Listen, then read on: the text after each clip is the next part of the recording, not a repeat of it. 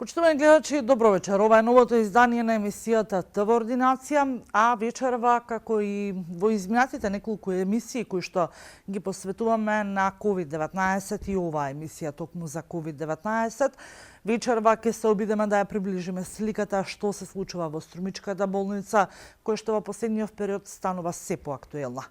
На оваа тема вечерва го имаме на линија доктор Наке Гогов, директорот на Струмичката општа болница, со кој што ќе позборуваме за актуелната состојба во болницата, за инфективно оделение, колку пациенти ни доаѓаат на дневна амбуланта, примаат терапија и заминуваат на домашно лекување, што е со новиот крак кој што го ветува, што е со лекарите и така натаму и така натаму.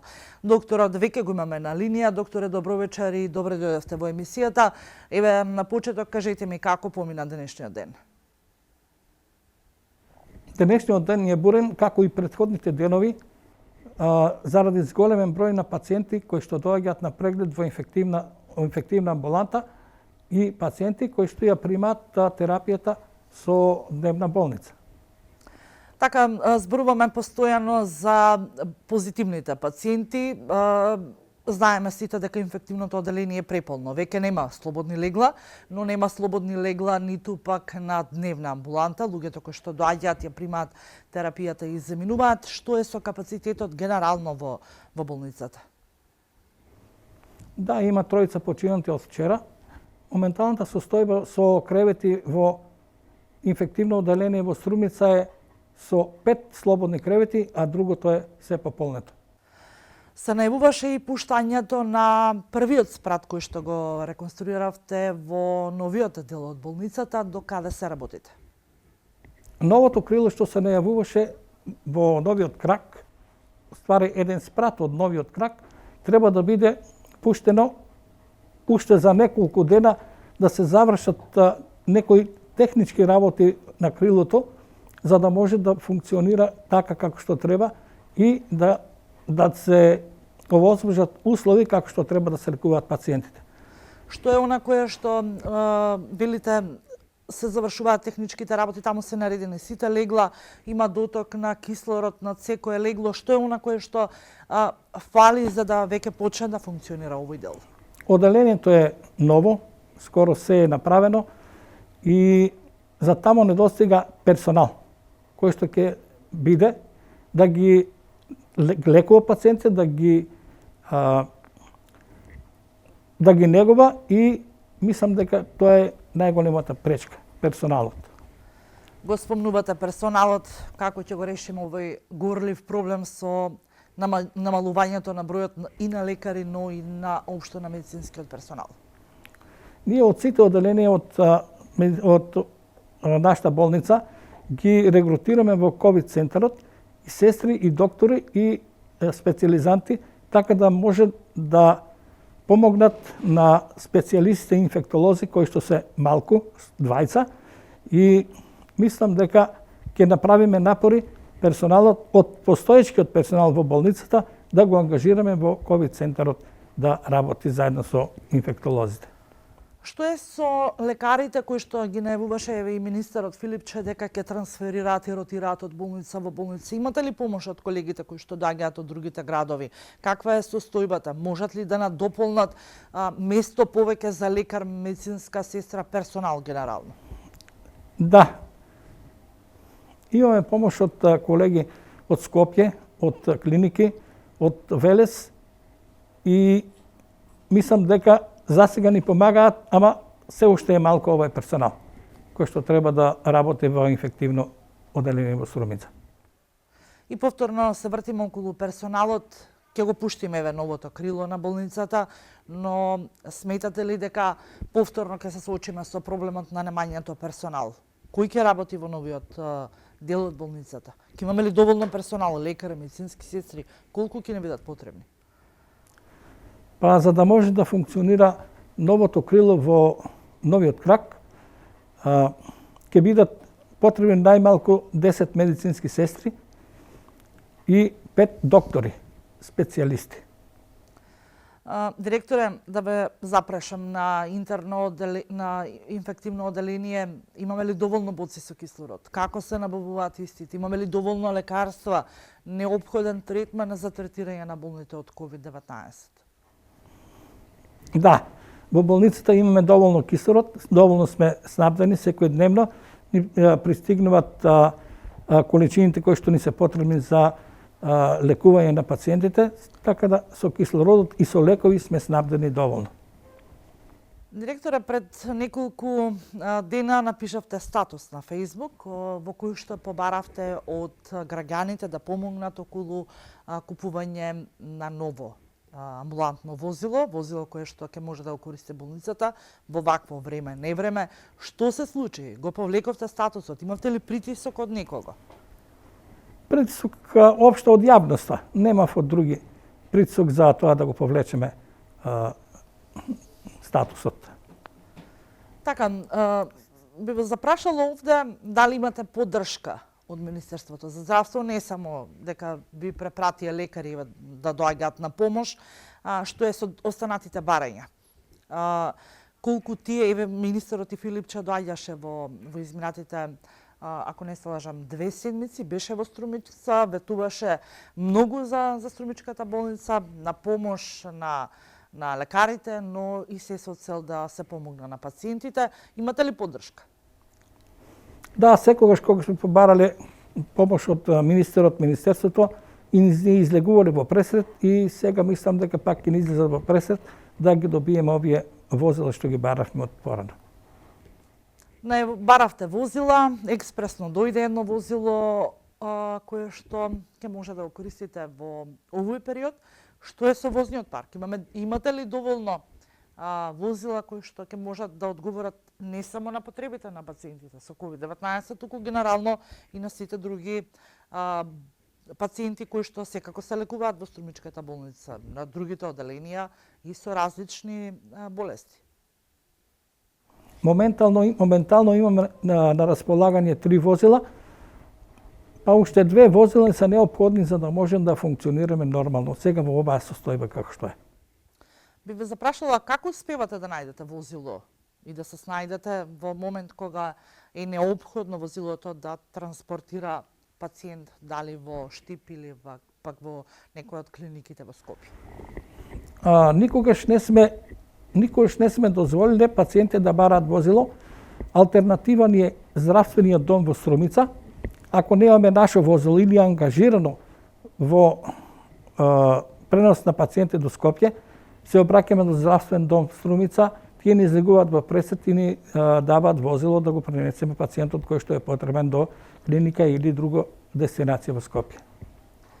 И неминовно е да не ве запрашам луѓето кои што се на првата борбена линија, односно медицинскиот персонал, лекарите, медицинските сестри, болничарите и сите луѓе кои што секако се ангажирани во овој период за лекување и третман на пациентите болни од COVID-19, дали се добри и колку медицински персонал имаме во моментот во изолација и се позитивни?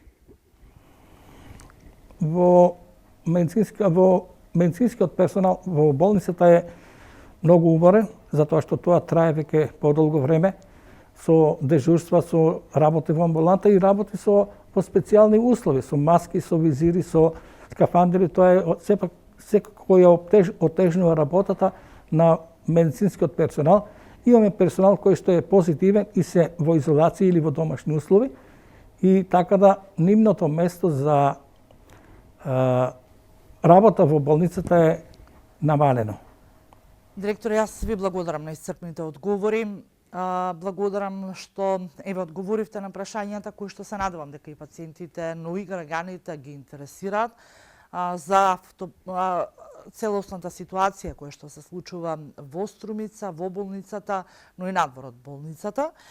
Јас ви благодарам уште еднаш. Останете во добро здравје, но не само вие, туку и останатиот медицински персонал.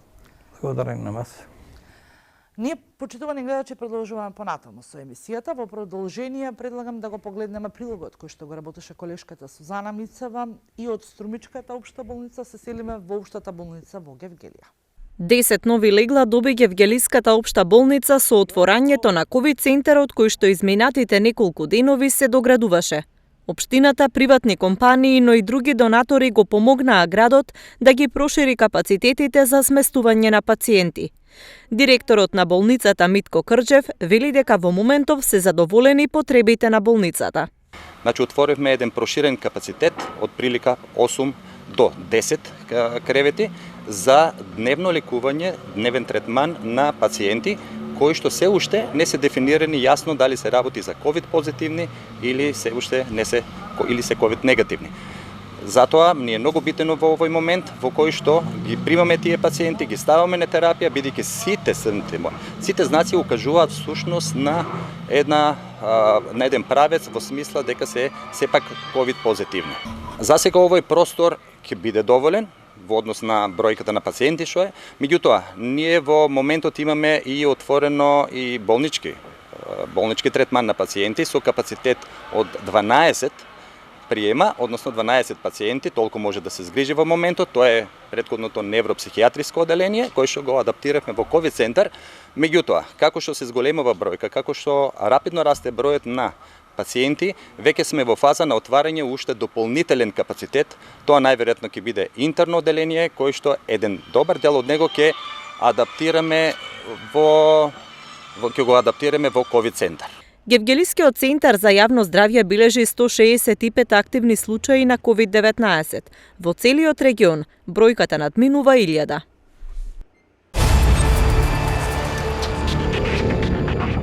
Колешката Ивана Вангелова работеше на тема колку струмичани ги почитуваат безбедносните мерки, иако знаеме дека се задолжителни носењето на маски, колку струмичани знаат да ја почитуваат оваа препорака од Министерството за здравство и Комисијата за заразни болести. Некои седнати на клупа, некои на прошетка на се уште убавото и топло време. Ваква е сликата речиси секој ден во Струмичкиот парк. Струмичани ги почитуваат мерките за заштита, носат маски, а велат дека и не се групираат по повеќе од 4. Струмица важи за еден од градовите кои што е со многу позитивни случаи на COVID-19. Колку вие ги почитувате мерките за заштита? Ги почитуваме секој пат. Така. Дали така од ваша перспектива гледате дали се собираат повеќе од 4 овде тука можеби и на отворено? Не сум видела. Не сум. Дека ги почитуваат, значи. Почитуваат ги, да. Носам маски, ги почитувам, мерни ги почитувам и тоа многу ги почитувам и секој треба да ги почитува мерките. Да. По погледи. Да. Така. Дали се собираат максимално? луѓе? Не. Повеќе од 4, дали имате Не, забележка? кај нас мислите? Да, дали сте забележали? Кај нас не. Еве и внукичката е тука и она со маска. И моите деца лично почитуваме и треба сите да почитуваат. Не само ние, тоа е за доброто на сите. Мислам, оти така ќе се помогнеме и на нас лично и на сите. Почитуваме и мора. Дали имате приметено, значи да се собираат младите после 9 часот повеќе Не, од 4? јас имам внук 2 година средно школу, јас со него зборувам да не излегува по кафичи и ако излезат 1-2 сата низ парк. Значи со новите мерки мислите да ги почитуваат веќе? Да. Па може да приметете и низ паркот дека нема без маска. Вчера во југоисточниот регион имаше регистрирано вкупно 24 случаи позитивни на COVID-19, од кои 17 во Струмица и 7 во Радовиш. Оздравени на ниво на целата држава има 1194 случаи, а во моментот во Струмица активни случаи има 642.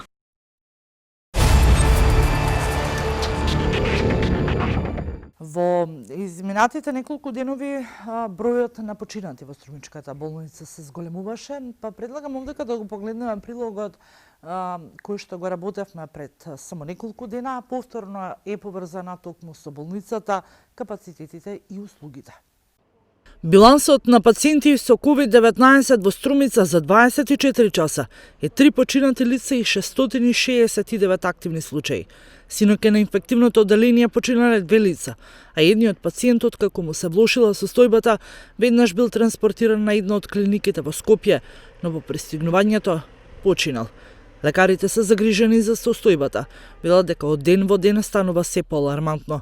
Потполнети се сите легла, а 7 пациенти се на кислородна поддршка. Имаме 74 пациенти.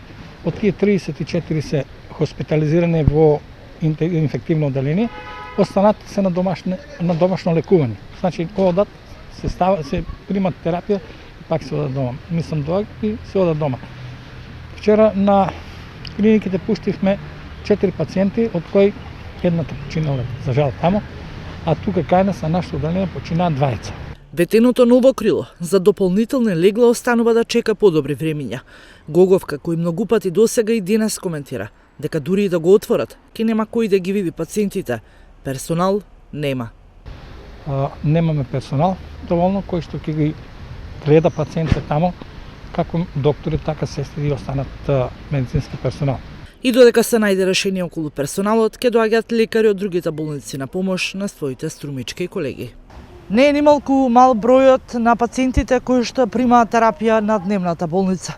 Преадаптираниот простор во струмичката болница е преполн со пациенти секојдневно. Околу 40 секојдневно доаѓаат да ја примат својата терапија.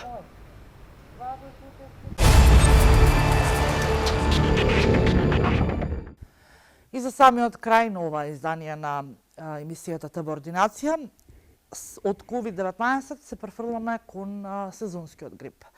Сезонскиот грип и вакцинацијата. Министерството за здравство набави вакцини кои што во текот на оваа седмица се очекува да бидат распределени кон сите здравни домови, бидејќи до минатата година пациентите кои што сакаат да примат вакцината против сезонскиот грип одеа во центрите за јавно здравје. Од оваа година нема да биде така, вакцините ќе се примаат во здравните домови. И оваа година има комерцијални вакцини, но закажувањето на термин кој што ќе биде необходен за примање на вакцината ќе оди преку матичните лекари. За оваа недела надлежните велат дека сите термини се потполнети, но двојно е зголемена дозата, набавката на дозите за сезонскиот грип и вакцините. Во продолжение предлагам да го видиме прилогот кој што го подготвивме за она на кому ќе им следува вакцината и колку вакцини имаме на располагање оваа сезона. Министерството за здравство денеска информира дека започнува вакцинацијата против сезонскиот грип. Граѓаните може да закажат термин за бесплатно вакцинирање преку својот матичен лекар. Денеска вакцинацијата започнува во здравствените домови во Скопје, Велес, Неготино и Општа болница во Кавадарци. Утре здравствените домови Тетово, Гостивар, Кичево, Охрид, Струга, Вевчани, Македонски Брод и Ростуше и Општа болница со проширена дејност Дебар. Во четврток, во здравствените домови во Битола, Прилеп, Струмица, Штип, Валандово, како и Кевгелија, додека во петок, Крива Паланка, Берово, Делчево, Виница, Пробиштип. Оваа година за бесплатно вакцинирање се набавени 40.000 дози вакцини против сезонскиот грип, 12.000 повеќе споредбено со минатата сезона. Министерот за здравство Филипче денеска во изјава за медиумите потенцира дека ова е трета година поред како се обезбедува соодветна количина на неколку категории на граѓани и тоа на лица над 65 години, лица со хронични заболувања, бремени жени, здравствените работници и децата до 5 години. Центрите за јавно здравје од сопствениот буџет набавуваат вакцини за комерцијална употреба, кои исто така веќе од денеска се достапни за граѓаните. Секоја година интересот на вакцинирање против сезонскиот грип е се поголем, особено кај хронично болните и постарите лица кои поради позитивното искуство од претходните години редовно се вакцинираат. Министерството за здравство подсетува дека најефективниот начин за спречување на болеста и низините тешки форми е имунизацијата, особено во период кога се соочуваме со пандемија со коронавирусот.